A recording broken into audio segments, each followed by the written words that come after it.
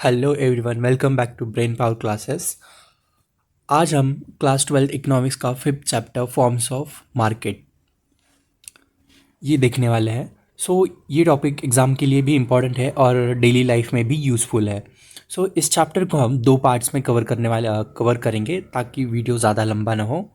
So part one में आज हम पार्ट वन में देखेंगे व्हाट इज़ मार्केट, मार्केट क्या है, उसकी क्लासिफिकेशन और perfect competition, price determination under perfect competition, ये सब हम पार्ट वन में देखने वाले। So let's start with the chapter. So definition, उससे पहले हम जानेंगे व्हाट इज़ मार्केट। सो जब हम मार्केट शब्द सुनते हैं तो हमें कोई प्लेस या बाज़ार याद आता है जहाँ चीज़ें खरीदी और बेची जाती है। ये कॉमन है, मतलब हमें मार्केट माना कि मार्केट शब्द आया कि हमें लगता है कि मतलब कोई प्लेस जहाँ पे कमा गुड्स सर्विसेज जो सेल होती है, बाय की जाती है। लेकिन इकोनॉमिक्स में मार्केट का मीनिंग थोड़ा डिफरेंट है।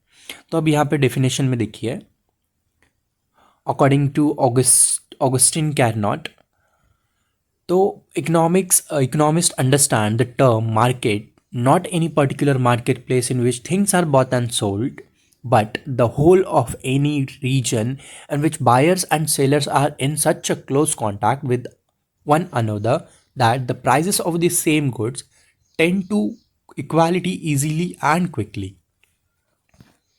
तो ये इनकी डेफिनेशन है। अभी इसका मतलब क्या होता है, देखो मार्केट का मतलब, market is an arrangement where buyers and sellers come into contact with each other and exchange goods and services. मतलब जहाँ बायर्स और सेलर्स आपस में डील करते हैं उसे मार्केट कहते हैं।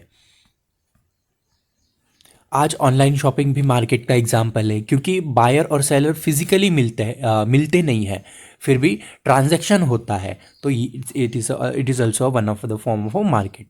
अभी एलिमेंट्स ऑफ मार्केट, मार्केट के एलिमेंट्स क्या होते हैं।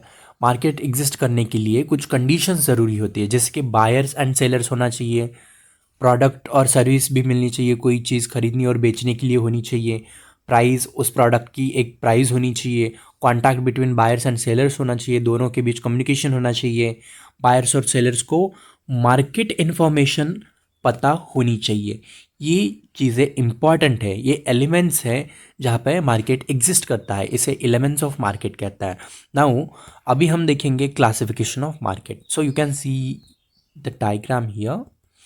So classification of market on the basis of place, time, and competition. We have on the basis of place is divided into three: local, national, international.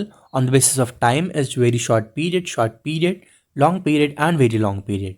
On the basis of competition, perfect competition and imperfect competition. Again, imperfect competition divided into three: monopoly, oligopoly, and monopolistic competition.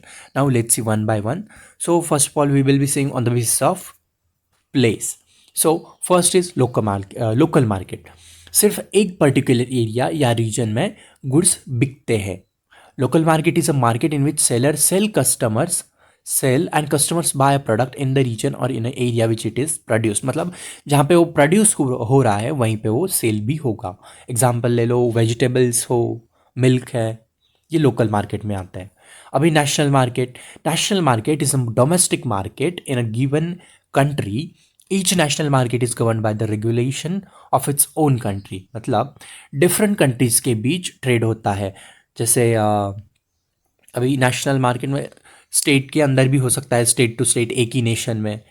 For examples ले लो, mobile phones है, cars है, ये national market में आता है। International market जैसे different countries के बीच ट्रेड होता है, इम्पोर्ट एक्सपोर्ट्स होते हैं, one nation to another nation, one country to another country, तो उसे इंटरनेशनल मार्केट कहते हैं। और एग्जांपल्स ले सकते हैं हम, पेट्रोलियम हो, गोल्ड हो, ये सभी इंटरनेशनल मार्केट के एग्जांपल्स हैं। Now on the basis of time, अभी very short period is period in which supply is fix and price is determined by the demand. The time period is for few days or weeks in which supply of a commodity cannot be increased। मतलब supply को increase नहीं किया जा सकता। इसके examples है fresh flowers. Second आता है हमारा शॉर्ट पीरियड, मतलब कुछ इनपुट्स इंक्रीज किए जा सकते हैं इसमें, जैसे कि is a period of less than 1 year. In this period firms can only make adjustment in inputs like labor to increase the supply of goods and services. इसका एग्जांपल हम कह सकते हैं कि just a second, inputs add करने के लिए, मतलब जो चल रहा है वो चलेगा, जस्ट हम इनपुट्स में चेंजेस करेंगे उसमें.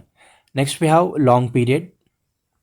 सो ऑलमोस्ट सारे फैक्टर्स ऑफ प्रोडक्शन को चेंज किया जा सकता है लॉन्ग पीरियड में.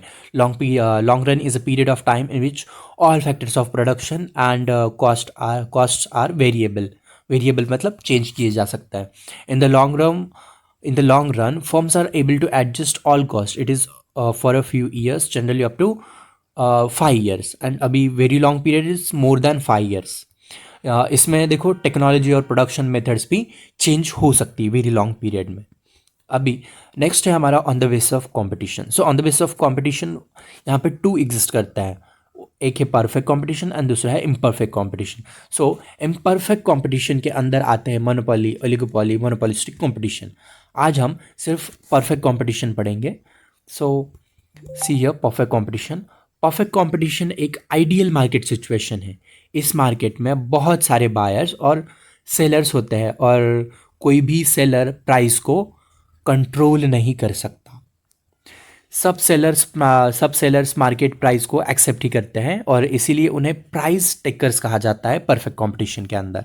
सो let's see the features of perfect competition one by one we will sing. पहला फीचर है हमारा large number of buyers and sellers. मतलब कोई भी इंडिविजुअल प्राइस को इन्फ्लुएंस नहीं कर सकता क्योंकि वहाँ पे number of buyers are also more and number of sellers are also more. Next we have homogeneous product. So सभी प्रोडक्ट्स एग्जैक्टली सेम होता है. एग्जाम्पल वीट ले लो, किसी भी शॉप में जाओ वो सेम ही रहेगा. फ्री एंट्री एंड एग्जिट, यहाँ पे जो है न्यू फॉर्म्स इजीली मार्केट में आ भी सकती है और जा भी सकती है, निकल भी सकती है. इसके लिए कोई एंट्री बैरियर नहीं है वहाँ पर.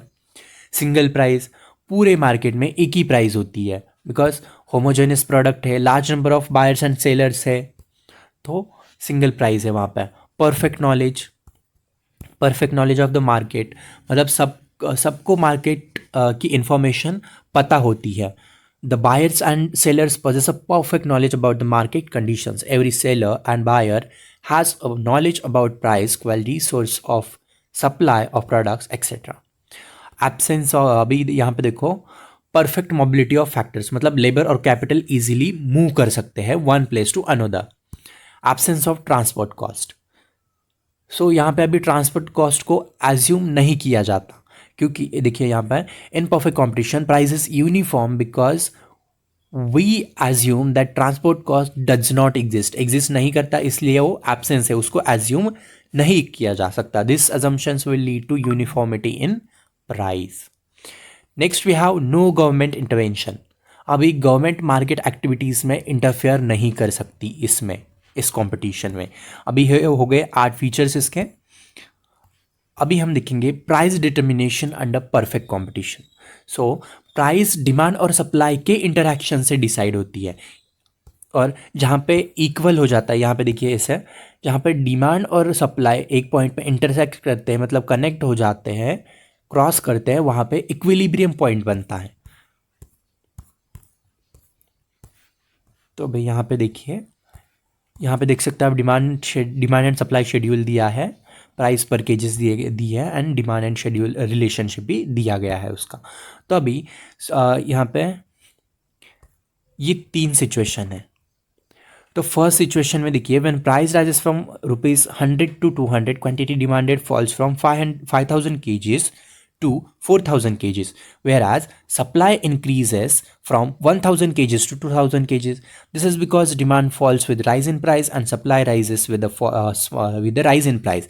This is the stage where demand is greater than supply, means DD is greater than SS. Price बढ़ने लगती है तो डिमांड कम हो जाता है और सप्लाई बढ़ती है. अभी सिचुएशन 2 में देखो, सिचुएशन 2 में demand is equals to supply, क्योंकि यहाँ पे when price rises rupees to 300, quantity demanded and quantity supplied becomes equal to that is 3000 kg. This is the stage of equilibrium. जहाँ पे सप्लाई और डिमांड दोनों इक्वल होते हैं, उसे इक्विलिब्रियम पॉइंट कहते हैं, ये सिचुएशन 2 है। अब सिचुएशन 3 में देखिए यहाँ पे supply is greater than demand, price गिरने लगती है। यहाँ पे देखो, when price further rises from 400 to 500, demand falls from 2000 kgs to 1000 kgs and supply rises from 4000 kgs to 5000 kgs. Thus, supply is greater than demand. Supply is greater than demand. So, price गिरने लगती है, फिर price गिरती है तो supply कम हो जाता है और डिमांड बढ़ती है। अभी सिंपल लैंग्वेज में हम जाने तो कि डिमांड और सप्लाई जहाँ इक्वल हो जाए वही इक्विलिब्रियम प्राइस और इक्विलिब्रियम क्वांटिटी होती है। यहाँ पे ग्राफ में देख सकते हैं आप, D D and S S is equal at 300। जब प्राइस 300 थी तो डिमांड और सप्लाई जो है 3000 हो गए, तो यहाँ पे D D is equals to S S, because यहाँ पे ई से इंडिकेट भी किया गया है, ये इक्विलिब्रियम पॉइंट है। सो आज हमने मार्केट का मीनिंग, क्लासिफिकेशन और परफेक्ट कंपटीशन को डिटेल में समझा है। नेक्स्ट वीडियो में हम पढ़ेंगे मोनोपोली, ओलिगोपोली, मोनोपोलिस्टिक कंपटीशन। तो पार्ट 2 मिस मत कीजिए। Thank you everyone, keep learning and keep growing with Brain Power classes. See you in next video.